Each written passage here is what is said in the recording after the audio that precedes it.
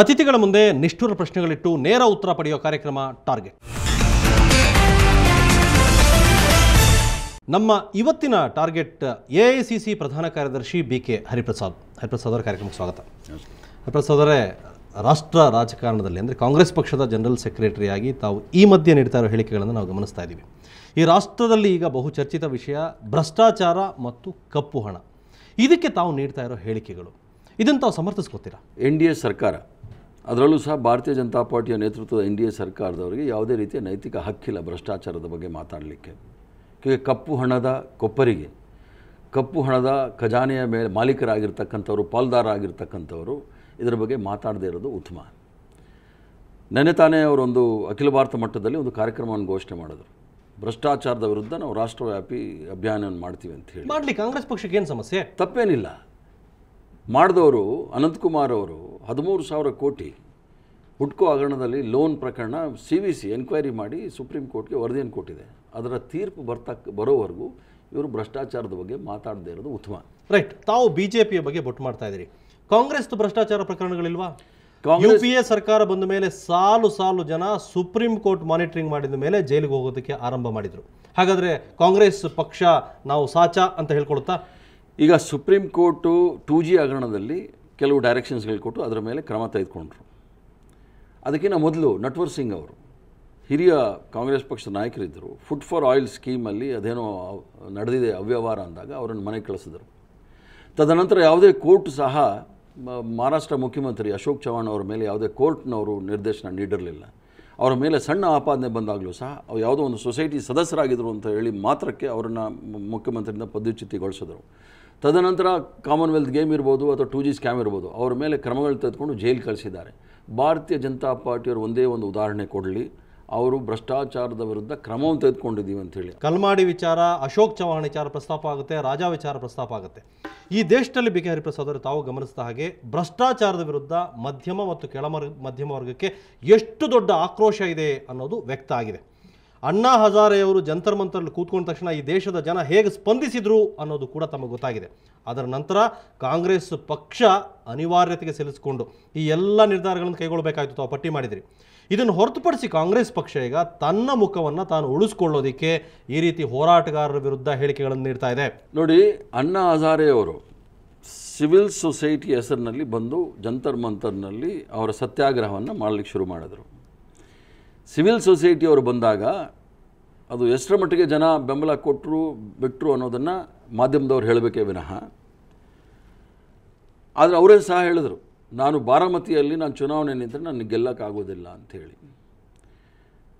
Civil society ಯಾವಾಗಲಾದರೂ ಅವರ ಕೂಗನ್ನು ಮೇಲೆದ್ದಾಗ ಸಂವಿಧಾನದಲ್ಲಿ ನಂಬಿಕೆ ಇರ್ತಕ್ಕಂಥವರು, ರಾಷ್ಟ್ರದಲ್ಲಿ ಡೆಮೊಕ್ರಾಟಿಕ್ ಇನ್ಸ್ಟಿಟ್ಯೂಷನ್ನ ಕ್ರಿಯೇಟ್ ಮಾಡಿದಂಥ ಕಾಂಗ್ರೆಸ್ ಪಕ್ಷ ಅವರ ಕೂಗನ್ನು ಕೇಳೋದಿಲ್ಲ ಅಂತ ಹೇಳಲಿಕ್ಕಾಗೋದಿಲ್ಲ. ಅವರ ಕೂಗಿಗೆ ಗೌರವವನ್ನು ಕೊಟ್ಟು ಅವರಲ್ಲಿ ಚರ್ಚೆ ಮಾಡಬೇಕು ಅಂತೇಳಿ ಕರೆದು ಈಗಾಗಲೇ 5 ಜನದ ಸಮಿತಿಯನ್ನು ರಚನೆ ಮಾಡಿ ಅವ್ರ ಜೊತೆ ಚರ್ಚೆ ಮಾಡ್ತಾ ಇದ್ದಾರೆ. ಲೋಕಪಾಲ್ ಅಣ್ಣಾ ಹಜಾರೆ ಅವ್ರ ಬಗ್ಗೆ ನಿಮ್ಮ ಅಭಿಪ್ರಾಯ ಏನು? ಅಣ್ಣಾ ಹಜಾರೆ ಅವ್ರ ಹಿಂದೆ ಇರ್ತಕ್ಕಂಥ ಶಕ್ತಿಗಳು ಏನು, ನೆನ್ನೆ ಕೂಡ ಯಾವುದೋ ಒಂದು ಚಾನಲಲ್ಲಿ ಒಂದು ಮಹಾಸ್ವಾಮಿಗಳು ಬಂದು ಹೇಳಿದ್ರು, ಅಣ್ಣಾ ಹಜಾರೆ ಅವರ ಹೋರಾಟ ಮತ್ತು ಬಾಬಾ ರಾಮದೇವ್ ಅವರ ಹೋರಾಟದ ಲಾಭವನ್ನು BJP ಪಡ್ಕೊಳ್ಳೋದ್ರಲ್ಲಿ ತಪ್ಪೇನಿಲ್ಲ ಅಂಥೇಳಿ. ರಾಜಕೀಯ ಲಾಭವನ್ನು ಪಡ್ಕೊಳ್ಳೋಕ್ಕೆ ಏನಾದರೂ ಪ್ರಯತ್ನ ಮಾಡಿದಾಗ ನಾವು ರಾಜಕೀಯವಾದ ಉತ್ತರವನ್ನು ಕೊಡಬೇಕಾಗುತ್ತೆ. ಅಣ್ಣಾ ಹಜಾರೆ ಅವರು ಸೋನಿಯಾ ಗಾಂಧಿ ಪತ್ರ ಬರಿತಾ ಇದ್ದಾರೆ. BK ಹರಿಪ್ರಸಾದ್ ಅವರು ಒಂದಲ್ಲ 2ನೇ ಬಾರಿ ನಮ್ಮನ್ನ ನೀವು ಹಾದಿ ತಪ್ಪಿಸ್ತಾ ಇದ್ದೀರಿ, ನಮ್ಮ ಚಾರಿತ್ರ್ಯ ವಧೆ ಮಾಡೋಕ್ಕೆ ಪ್ರಯತ್ನ ಪಡ್ತಾ ಇದ್ರಿ ಕಾಂಗ್ರೆಸ್ನ. ಅಣ್ಣಾ ಹಜಾರೆ ಅವರು ಸೋನಿಯಾ ಗಾಂಧಿ ಅವರಿಗೆ ಪತ್ರ ಬರೆಯೋದಕ್ಕಿಂತ ಮೊದಲು ಇವರು ಸಮಿತಿಯಿಂದ ಹೊರಗಡೆ ಇರ್ತಕ್ಕಂಥ ಸಿವಿಲ್ ಸೊಸೈಟಿಯಲ್ಲಿ ಇರ್ತಕ್ಕಂಥ ಅದು ಕಿರಣ್ ಬೇಡಿ ಇರ್ಬೋದು, ಅಗ್ನಿವೇಶ್ ಇರ್ಬೋದು, ಇನ್ನು ಹಲವಾರು ಜನ ಹೊರಗಡೆ ಬಂದು ರಾಜಕೀಯವಾಗಿ ಭಾಷಣವನ್ನು ಮಾಡ್ತಾ ಇದ್ದಾರಲ್ಲ, ಅದನ್ನು ನಿಲ್ಸಕ್ಕೆ ಹೇಳಿದ್ರೆ ನಾವು ಸಹ ಭಾಷಣವನ್ನು ನಿಲ್ಲಿಸ್ತೇವೆ. ಈ 5 ಜನ ಕಾಂಗ್ರೆಸ್ ಪಕ್ಷವನ್ನು ರಾಜಕೀಯ ದೃಷ್ಟಿಯಿಂದ ಹಿಡ್ಕೊಂಡು ತಾವು ನಮ್ಮ ಮೇಲೆ ಆಪಾದನೆಗಳು ಮಾಡಿದಾಗ ಅದಕ್ಕೆ ನಾವು ರಾಜಕೀಯವಾದ ಉತ್ತರವನ್ನು ಕೊಡ್ತೇವೆ. ಅದು ಅಣ್ಣಾ ಹಜಾರೆ ಮೇಲೆ ಅಲ್ಲ. ಈಗ ಕಾಂಗ್ರೆಸ್ ಪಕ್ಷ ನೇತೃತ್ವ UPA ಸರ್ಕಾರ ಒಂದು ಸರ್ಕಾರದ 5 ಜನ ಪ್ರತಿನಿಧಿಗಳು, ನಾಗರಿಕ ಸಮಿತಿಯ 5 ಪ್ರತಿನಿಧಿಗಳನ್ನ ಮಾಡ್ಕೊಂಡಿದ್ದೀರಿ. ಈ 5 ಜನ ನಾಗರಿಕ ಸಮಿತಿಯ ಪ್ರತಿನಿಧಿಗಳ ಬಗ್ಗೆ ನಿಮ್ಮ ಅಬ್ಜೆಕ್ಷನ್ ಇರೋದು ಯಾರ್ಯಾರ ಮೇಲೆ? ಒಂದು ಸೀನಿಯರ್ ಶಾಂತಿಭೂಷಣ್, ಎರಡನೇದು ಸಂತೋಷ್ ಹೆಗಡೆ ಅವರು.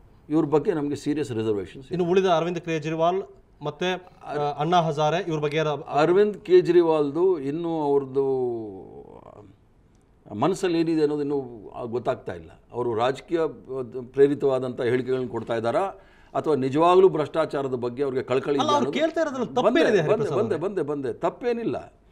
ಈಗ ಭ್ರಷ್ಟಾಚಾರದ ವಿರುದ್ಧ ಮಾತಾಡ್ತಕ್ಕಂಥವ್ರು ಅಂದರೆ ಕಾನೂನು ಸರಿ ಇಲ್ಲ, ಕಾನೂನನ್ನು ಮಾಡಿ ನಾವು ಭ್ರಷ್ಟಾಚಾರದವರ ವಿರುದ್ಧ ಕ್ರಮ ತೆಗೆದುಕೊಳ್ಳಿಕ್ಕೆ ನಾವು ಒಂದು ಬಿಲ್ಲನ್ನು ನಿಮ್ಮ ಮುಂದೆ ಇನ್ಸ್ಟಿಟ್ಯೂಷನ್ ಮಾಡಿ ಅಂತ ಕೇಳ್ತಾ ಇದ್ದಾರೆ. ಡ್ರಾಫ್ಟ್ ಬಿಲ್ಲನ್ನು ನಿಮ್ಮ ಮುಂದೆ ಕೊಡ್ತೀವಿ ಅಂತ ಹೇಳಿದ್ರು. ರೈಟ್. ಈ ದೇಶದ ಲೋಕಸಭೆಯಲ್ಲಿ ಪಾರ್ಲಿಮೆಂಟಲ್ಲಿ ಲಾ ಈಸ್ ಓವರ್ಫ್ಲೋಯಿಂಗ್. ಎಷ್ಟು ಲಾ ನಾವು ಪಾಸ್ ಮಾಡಿದ್ದೀವಿ, ಎಲ್ಲಿ ಇಂಪ್ಲಿಮೆಂಟ್ ಆಗ್ತಾ ಇದೆ? ಅದೇ ಪ್ರಶ್ನೆ ಬಂದಿರೋದು ಅಲ್ಲೇ. ಈಗ ಲೋಕಾಯುಕ್ತ ಅನ್ನೋ ಒಂದು ಜವಾಬ್ದಾರಿಯುತ ಸ್ಥಾನದಲ್ಲಿ ಸಂತೋಷ್ ಹೆಗ್ಡೆ ಅವರು ಇದ್ದಾರೆ. ಅವ್ರ ಕೈಯಲ್ಲಿ ಎಲ್ಲ ಅಧಿಕಾರ ಇದೆ. ಅದರಲ್ಲೂ ಸಹ ಅವ್ರದ್ದೇ ಪಕ್ಷದವರು ಆದಂಥವರು ಅವ್ರನ್ನ ನೇಮಕ ಮಾಡಿದ್ದಾರೆ. ಏನು ಯಾರಿಗೆ ಹೇಳ್ತಾ ಇದ್ದೀರಿ?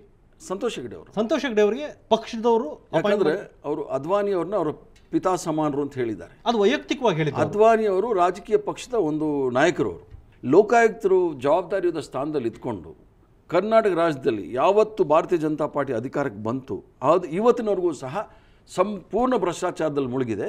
ಸ್ವತಃ ಲೋಕಾಯುಕ್ತರು ರಾಜೀನಾಮೆ ಕೊಟ್ಟರು. ಏನು ಗಣಿ ಮಾಫಿಯಾದ ಬಗ್ಗೆ ಸರ್ಕಾರ ತೀರ್ಮಾನಗಳನ್ನು ತೆಗೆದುಕೊಳ್ಳಿಲ್ಲ, ಆ್ಯಕ್ಷನ್ ತಗೊಳ್ಳಿ, ಅದಕ್ಕೆ ರಾಜೀನಾಮೆ ಕೊಟ್ಟಿದ್ದೀನಿ ಅಂತ ಹೇಳಿ. ಏನಾದರೂ ನಿಜವಾಗ್ಲೂ ಭ್ರಷ್ಟಾಚಾರದ ಬಗ್ಗೆ ಅವ್ರಿಗೆ ಅಚಲವಾದ ನಂಬಿಕೆ ಏನಾದರೂ ಇದ್ದಿದ್ದರೆ ಮುಖ್ಯಮಂತ್ರಿಗಳನ್ನ ಇಷ್ಟೊತ್ತಿಗೆ ಅವ್ರ ಮುಖ್ಯಮಂತ್ರಿ ಸ್ಥಾನದಿಂದ 2 ವರ್ಷ ಆಗಿರೋದು ಅವ್ರು ಹೋಗಿ. ಅಲ್ಲ, ಹರಿಪ್ರಸಾದ್ ಅವರಿಗೆ ಯಾವುದೇ ಅಲ್ಲ, ಅವರು ಕೇವಲ ದಾಳಿ ಮಾಡಿಸೋದಕ್ಕಷ್ಟೇ. ಅವ್ರ ಅಧಿಕಾರದ ವ್ಯಾಪ್ತಿ ಏನು ಅಂತ ನಮ್ಗೆ ಗೊತ್ತಿದೆ. ತಾವು ರಾಜ್ಯದಲ್ಲಿ ಅವ್ರು ಮಾಡಿದ ಒಳ್ಳೆ ಕೆಲಸದಿಂದ ಒಳ್ಳೆ ಹೆಸರನ್ನು ಮಾಡಿದ್ದಾರೆ. ತಾವು ಪ್ರಜ್ಞಾಪೂರ್ವಕವಾಗಿ ಅವ್ರ ಮೇಲೆ ಆಪಾದನೆ ಮಾಡ್ತಾ ಇದ್ದೀರಿ ರಾಷ್ಟ್ರೀಯ ಪ್ರಧಾನ ಕಾರ್ಯದರ್ಶಿಯಾಗಿ. ಒಳ್ಳೆ ಕೆಲಸ ಮಾಡಿದರೆ ಅಥವಾ ರಾಜಕೀಯ ಆಪಾದನೆ? ರಾಜಕೀಯ ಆಪಾದನೆ ಅಲ್ಲ, ಅವರು ರಾಜಕೀಯವಾದ ಭಾಷಣಗಳನ್ನು ಸಹ ಮಾಡ್ತಾ ಇದ್ದಾರೆ. ನನಗೆ ಕೂಡ ಮಂಡ್ಯದಲ್ಲಿ ಹೋಗಿ ಭಾಷಣ ಮಾಡಿದ್ದಾರೆ. ಒಳ್ಳೆ ಕೆಲಸ ಕೆಟ್ಟ ಕೆಲಸ ಅನ್ನೋದು ಯಾವಾಗ ಗೊತ್ತಾಗೋದು? Justice delayed, justice denied. ಈಗ ನಿಮ್ಮನ್ನಲ್ಲಿ ಕೂಡಿಸಿದ್ದೀವಿ ನಾವು, ಯಾವುದೋ ಕಾನೂನಿನ ಚೌಕಟ್ಟಿನಲ್ಲಿ ನಾವು ಕ್ರಮ ತೆಗೆದುಕೊಳ್ಳೋಕ್ಕಾಗೋದಿಲ್ಲ ಅಂತ ಹೇಳಿದ್ರೆ, ಭಾರತ ಮಾತೆ ಹೆಸರಲ್ಲಿ ಇವರು ಅಧಿಕಾರಕ್ಕೆ ಬಂದು ಭಾರತ ಮಾತೆಯ ಗರ್ಭಕ್ಕೆ ಕೈ ಹಾಕಿ ಲೂಟಿ ಮಾಡ್ತಾ ಇರ್ತಕ್ಕಂಥ ಭಾರತೀಯ ಜನತಾ ಪಾರ್ಟಿ ಮೇಲೆ ಕ್ರಮ ತೆಗೆದುಕೊಳ್ಳಿಲ್ಲ ಅಂದರೆ ಇವ್ರನ್ನ ಏನಂತ ಕರಿಬೇಕು ನೀವು ಹೇಳಿ? ಅಣ್ಣಾ ಹಜಾರೆ ಮತ್ತು ಸಂತೋಷ್ ಹೆಗ್ಡೆ ಬಗ್ಗೆ ಮಾತಾಡಿದ್ರಿ. ರಾಮದೇವ್ ಬಗ್ಗೆ ಮಾತಾಡ್ತೀನಿ ಹರಿಪ್ರಸಾದ್ ಅವರೇ. ಅದಕ್ಕೆ ಮೊದಲು ಒಂದು ಚಿಕ್ಕ ಬ್ರೇಕ್.